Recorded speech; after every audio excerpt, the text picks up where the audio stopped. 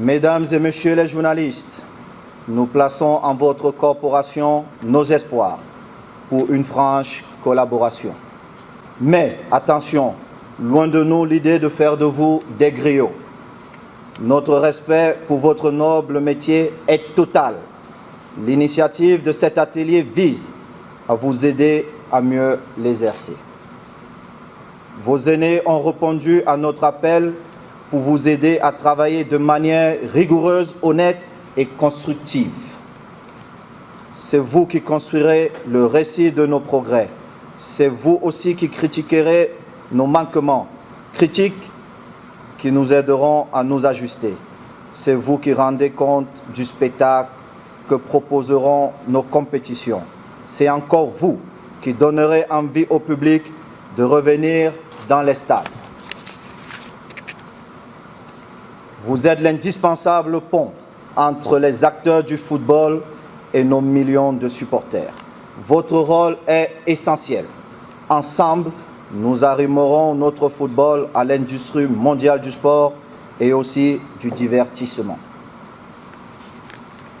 Mesdames et messieurs, comme vous le savez, l'Assemblée générale élective de la FECAFOOT du 11 décembre dernier a bien voulu m'accorder une confortable majorité. Cet atelier est avant tout un engagement de campagne. En effet, dans mon programme de campagne, mon équipe et moi-même avions placé le recyclage et la formation des journalistes en tête de nos priorités. L'organisation de ce séminaire permet à mon équipe et à moi de tenir parole. Faire ce que nous avons promis est notre credo. Une lecture rétrospective de ces 6 mois de mandat permet de mesurer le chemin parcouru. Permettez-moi de vous en faire un résumé en 10 points. 1. Nous avons réconcilié la famille du football camerounais. Lors de ma campagne, je m'étais engagé à apaiser les tensions dans la famille du football camerounais. Comme promis, nous l'avons fait, en misant sur ce qui nous unit, tout en nous défendant contre les forces qui tendent à nous diviser. Ainsi, nous avons engagé les pourparlers avec les acteurs de la famille du football camerounais, notamment avec les membres de l'Assemblée générale de la FECAFOOT de 2009. Les discussions ont abouti à une issue heureuse car la majorité des 10 membres ont décidé de renoncer aux procédures intentées contre la FECAFOOT. Dans le même état d'esprit, nous avons créé le Conseil transitoire du football professionnel en charge de l'organisation des championnats d'élite. J'en profite pour remercier Monsieur le Premier ministre Joseph Dion Ngouté et l'ensemble du gouvernement dont il est le chef, qui ont soutenu l'organisation du championnat avec une dotation d'un montant de 350 millions de francs CFA. Pour la première fois de son histoire, la FECAFOOT rendra compte de l'utilisation de cet argent. Soyez-en sûrs, pendant ce mandat, il n'y aura pas d'alternative à la transparence. 2. Nous avons relancé les compétitions alors que nous avions hérité d'une fédération en grande difficulté financière. Le défi de faire jouer les championnats était une gageure. Nous avons élaboré une formule par poule à cause de cette situation financière catastrophique, mais aussi pour tenir les délais fixés par la CAF. Je profite pour dire un grand bravo à Franck Hapi et à toutes ses équipes. Mal nous en prie, on nous a fait le procès d'ostraciser une partie du pays parce qu'il n'y avait pas de poule dans le Grand Nord. C'est le lieu de remercier le ministre d'État SGPR, M. Ferdinand Gongo, qui a porté nos doléances auprès du chef de l'État sur haute instruction de ce dernier. Décision a été prise d'octroyer 560 millions de francs CFA à la FECAFOOT pour les clubs. Même si jusqu'au moment où je m'adresse à vous, cet argent reste bloqué par quelques forces obscures. tapis dans les méandres de notre haute administration. Ces personnes qui se reconnaîtront ont juré de faire échouer notre projet de relance du football national pour des raisons dont j'ignore les tenants et les aboutissants. En dépit de ces obstacles, la fédération est parvenue à organiser la fin du championnat dans le septentrion. La préoccupation de notre organe exécutif a toujours été d'associer l'ensemble du pays à toutes les activités de la fédération. Car le football doit fédérer tous les Camerounais du nord au sud et de l'est à l'ouest. 3. Nous avons restructuré la fédération. Il faut tout de suite relever que 11 décembre 2021, c'est-à-dire au moment où nous prenons la tête de la fédération, le personnel de la structure comptait 3 mois d'arrêt de salaire. Le 13e mois de salaire, généralement payé avant les fêtes de fin d'année, était lui aussi en attente de paiement. Aujourd'hui, la fédération a apuré tous les arrêts de salaire de 2021. Cependant, nous faisons ces efforts en exigeant en contrepartie un engagement sans faille des salariés. Nous avons placé la barre haut en termes d'exemplarité. Les salariés de la fédération, comme le staff de nos équipes, savent désormais qu'ils ont des droits, mais aussi des obligations. Sur le plan structurel, nous avions également promis de restructurer le secrétariat général de la fédération, d'améliorer la gouvernance par la refondation des fonctions support et de réorganiser les directions. Cela a été fait. 4.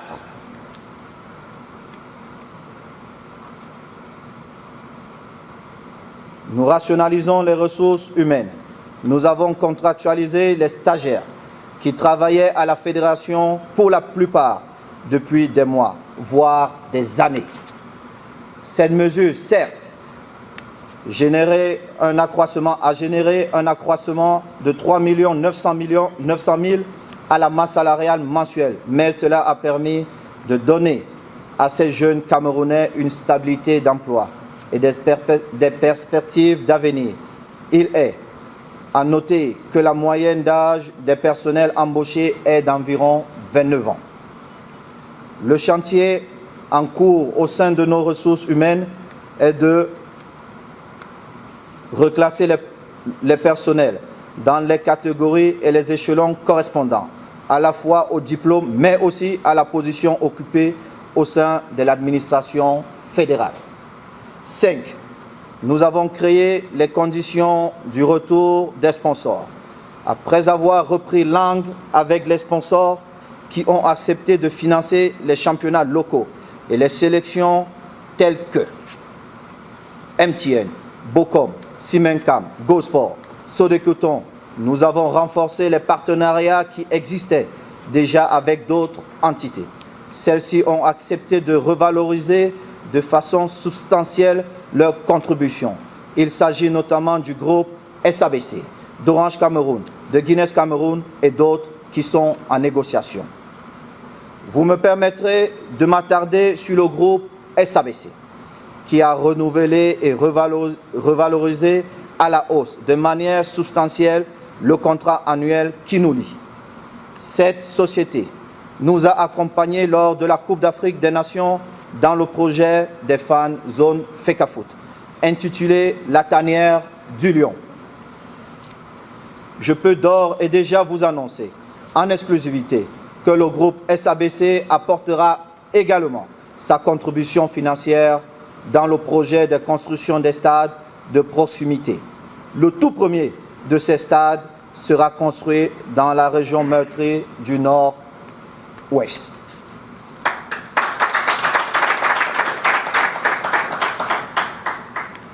Je saisis cette occasion pour dire à tous nos sponsors, au nom du COMEX, toute notre reconnaissance. 6. Nous avions nationalisé le banc des Lions et qualifié l'équipe pour le Qatar. À la suite de la performance mitigée des Lions indomptables à la dernière CAN, nous avons proposé et obtenu la nomination de Rigobert Song au poste de manager sélectionneur de l'équipe du Cameroun. Beaucoup d'entre vous avaient douté de nos chances d'aller au Qatar. Mais avant le match Couperet de Blida, notre manager sélectionneur m'a dit, ouvrez les guillemets, « Président, vous avez pris un risque énorme en me faisant nommer à ce poste. » Je ferme les guillemets. Je lui ai répondu, « Non, j'ai donné une opportunité à notre pays d'aller à la Coupe du Monde avec vous à la tête de l'équipe. »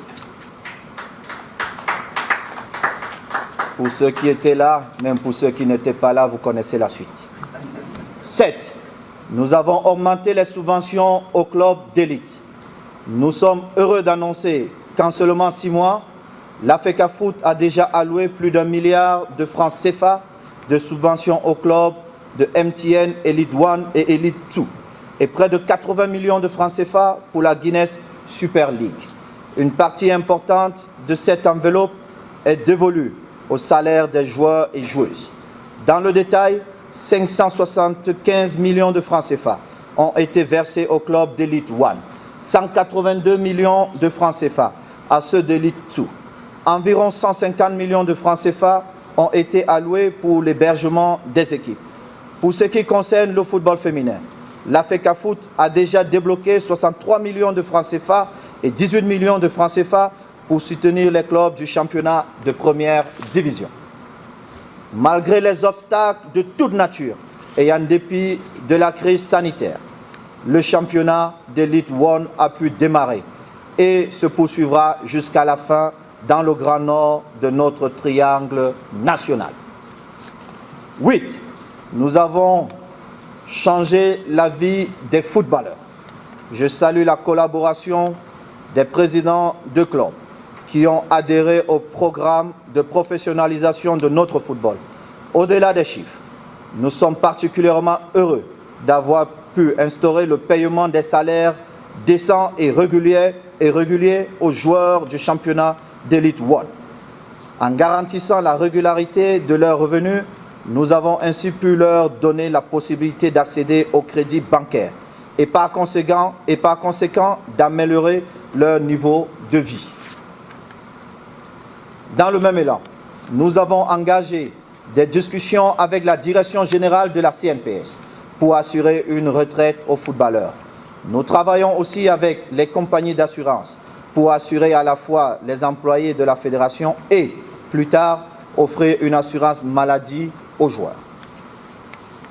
Mesdames et messieurs les journalistes, en tant qu'ancien joueur, il me tient à cœur de rendre sa dignité aux footballeurs. Un compétiteur ne peut pas, ne doit pas tomber dans l'indigence. Merci ma patronne. Dans l'indigence.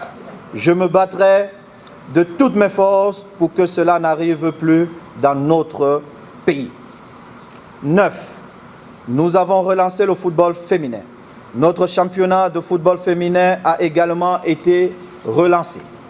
Il compte 12 équipes, constituées de 25 joueuses chacune. Nous avons décidé de soutenir le football féminin et de préserver nos footballeuses en subventionnant les salaires à hauteur de 50 000 francs par mois et par joueuse. Et ceci est hormis la participation de Guinness. Ça, c'est la quote-part de la fédération. Et c'est sur 10 mois, parce que nos filles, nos sœurs, nos mamans ont beaucoup plus de problèmes que nous les hommes. Par mois et par joueuse, nous avons payé le solde de la subvention de la saison précédente, soit 6 500 000 francs, qui n'avaient pas été payés. Cela équivaut à une dotation mensuelle de 15 millions de francs CFA par mois, exclusivement consacrés aux salaires qui seront payés par virement sur les comptes bancaires des joueuses. 10. Nous avons mis en place une gestion rigoureuse et efficace. Les difficultés liées aux primes et versements des Lions indomptables ont été résolues grâce aussi au soutien des pouvoirs publics.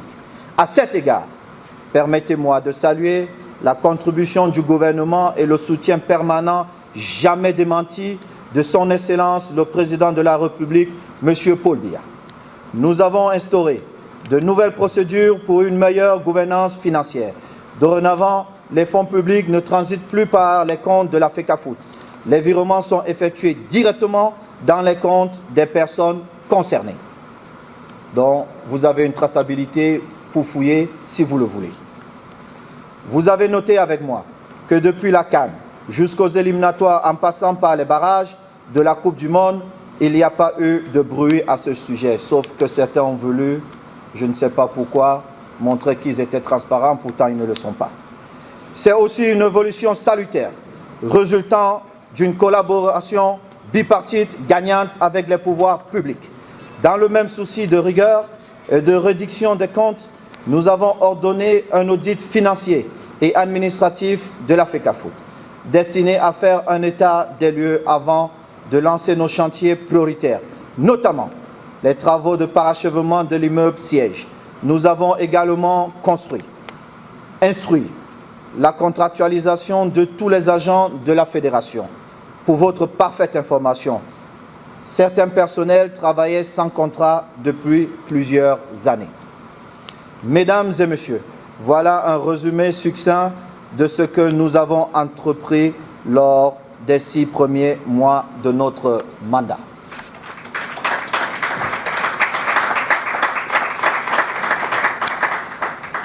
Notre tâche se poursuivra dans les prochains mois avec en priorité une participation honorable de nos Lions à la Coupe du Monde Qatar 2022.